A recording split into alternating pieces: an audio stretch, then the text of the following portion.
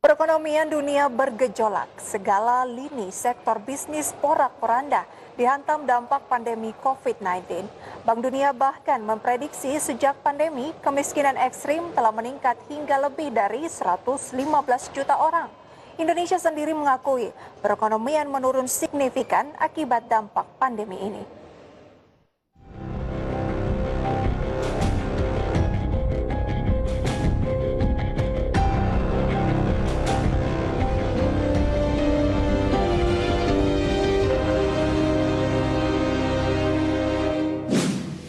Akibat pandemi COVID-19, konstelasi perekonomian Indonesia terjerembab masuk ke dalam jurang resesi.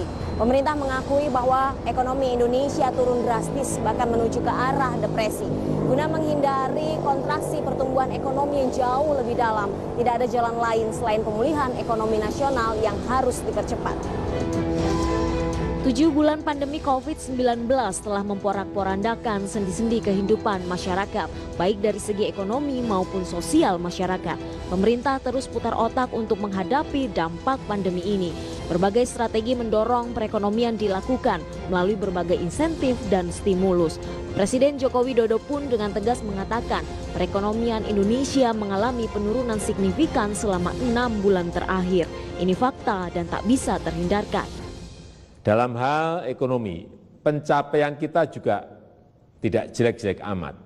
Ekonomi kita menurun, ya, betul, itu fakta. Tapi mana ada negara yang tidak menurun ekonominya?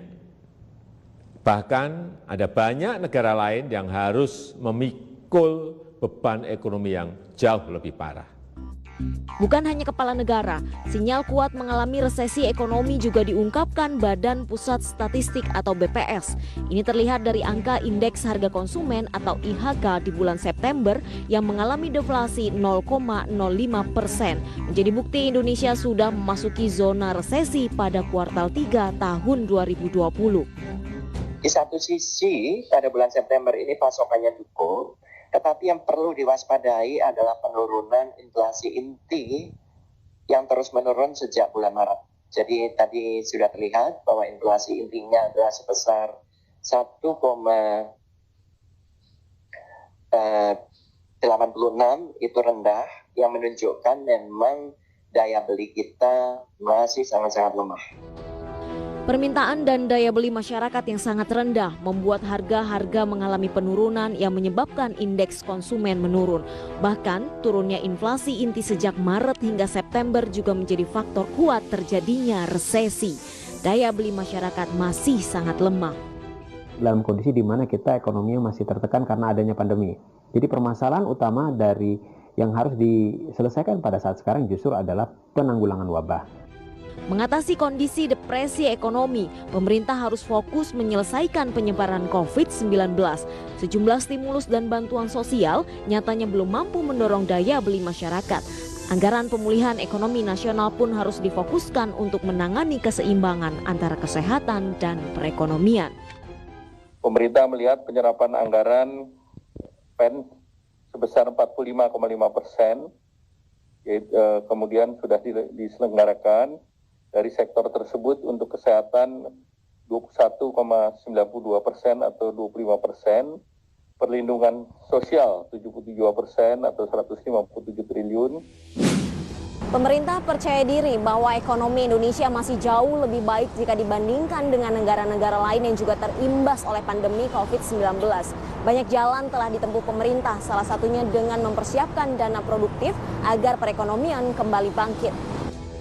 Pemerintah menegaskan mencari keseimbangan antara prioritas kesehatan publik dengan perekonomian masyarakat adalah jalan tengah dalam menghadapi pandemi dan resesi ekonomi yang saat ini terjadi. Perekonomian Indonesia menurun, itu adalah fakta. Saya tegaskan kembali bahwa kesehatan masyarakat, kesehatan publik tetap nomor satu. Tetap yang harus diutamakan. Inilah prioritas, tetapi memprioritaskan kesehatan bukan berarti mengorbankan ekonomi. Karena jika kita mengorbankan ekonomi, itu sama saja dengan mengorbankan kehidupan puluhan juta orang.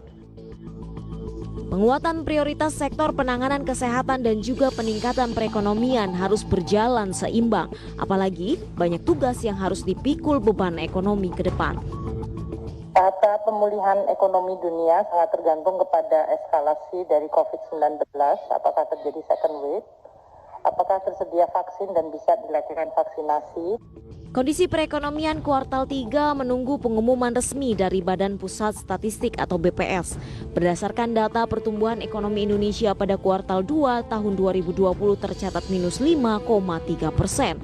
5 November mendatang akan terlihat apakah perekonomian Indonesia mengalami resesi ekonomi ke level depresi. Melihat laju ekonomi Indonesia masih lebih baik dari negara lain. Dibandingkan dengan beberapa negara Asia Tenggara lainnya misalnya, kinerja ekonomi kita masih lebih baik.